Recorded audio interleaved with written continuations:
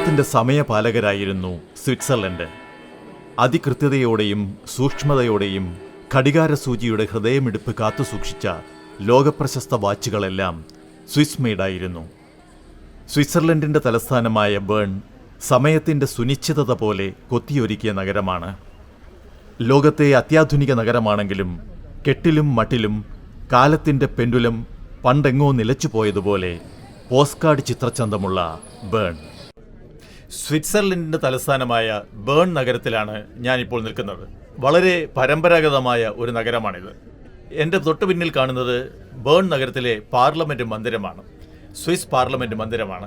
ഈ മന്ദിരം ചരിത്രപ്രസിദ്ധമായ ഒരു മന്ദിരമാണ്. അതിൻ്റെ ആർക്കിടെക്ചറൽ സൗന്ദര്യം, വാസ്തുവിദ്യാ സൗന്ദര്യം നാം കണ്ടറിയേണ്ടത് തന്നെയാണ്. നിറയെ ശില്പങ്ങളും നിറയെ പൂന്തോട്ടങ്ങളും പൂക്കളും കൊണ്ട് അലങ്കരിച്ച അതികമനീയമായ അതിമനോഹരമായ ഒരു കെട്ടിടമാണ് ഈ പാർലമെൻറ്റ് മന്ദിരം. ഈ പാർലമെൻറ്റ് മന്ദിരത്തിൻ്റെ തൊട്ട് മുൻപ് കാണുന്ന ഒരു ചെറിയ ചത്തുരത്തിലാണ് ഞാനിപ്പോൾ ഉള്ളത്.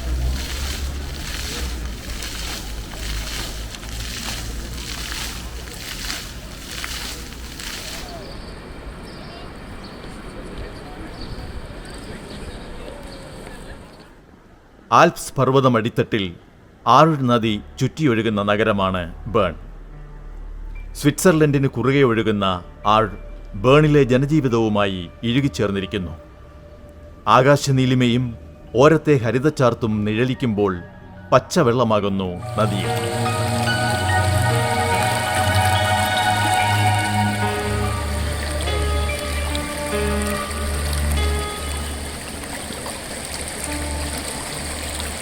ആൾത്തിരക്കില്ലാത്ത വിശാലമായ നഗരവീഥികൾ, ചിട്ടയായി കല്ലുപാകിയൊരുക്കിയ പാതയിലൂടെ സ്വിസ് വാച്ചുകളുടെ കൃത്യതയോടെ ഓടുന്ന ഇലക്ട്രിക് ട്രാമുകൾ നഗരത്തിലെ പ്രധാന സഞ്ചാരമാർഗമാണ്.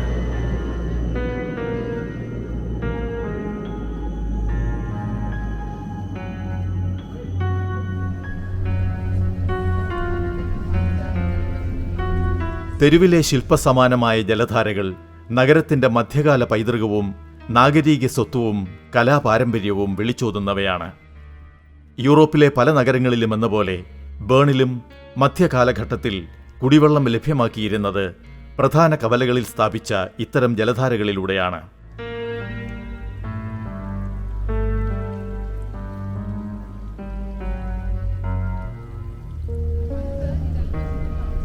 ഓൾഡ് ടൗണിലെ ക്രാമിഗാസെ, ജെറിറ്റിക്കറ്റ് ഗാസെ തെരുവുകൾ കൂടിച്ചേരുന്നിടത്തുള്ള ചുണ്ണാമ്പ് കല്ലിലും വെങ്കലത്തിലും തീർത്ത ക്രയസ് ഗാസെ ഫൗണ്ടൻ 1778 സ്ഥാപിതമായതാണ്. 1535 ഹാൻസ് ഹിൽഫ്ബാൻ രൂപകൽപ്പന ചെയ്ത സാറിംഗർ ഫൗണ്ടൻ ബേണിന്റെ ഔദ്യോഗിക മൃഗമായ കരടി സിംഹങ്ങളുടെ അകമ്പടിയോടുകൂടി നിൽക്കുന്ന ശില്പമാണ്.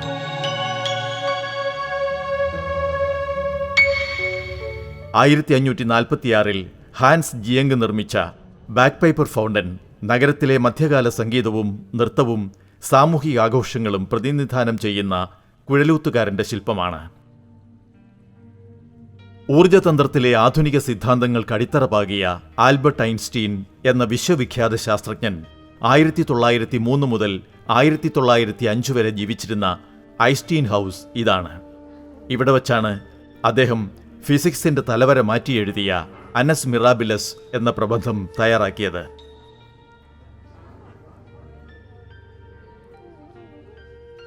ദീർഘകാലം നഗരപിതാവും സൈനിക കമാൻഡറുമായിരുന്ന ആഡ്രെയിൻ വോൺ ബുബൻബർഗ് പ്രഭുവിന്റെ പ്രതിമ ബേണിൽ സ്ഥാപിച്ചത് 1897